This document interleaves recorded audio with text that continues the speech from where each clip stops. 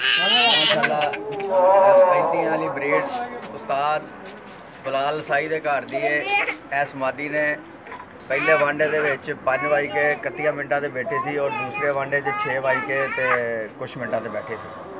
माशाल्लाह जी। ए मादी ने जद्दे च टन टन करा दी है जी। तितली तितली जी इधर आके उड़ती है भाई तलत पूरा बारे दस दो दस दिन ना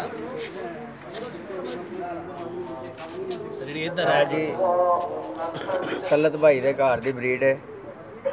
सही पड़ा ये भी 35 साल 35 वाली नस्ल है। उनके घर की बहुत अच्छे हैं और इनकी बड़ी लंबी परवाज़ है। इसके भी बहन भाई जो है 4-5 बजे के बाद ही बैठे हैं काम पे। इन्होंने भी टन टन करा दी है माशाल्लाह जी। बस ठीक है, इस टाइम ठीक नजर आ रहा है। माशाल्लाह जी। इन कबूतरों ने शामें दिखा दी हैं लोगों को, इसलिए उस्ताद जुवेद अकबर ने कार कप जो है अपलाल में रखा है।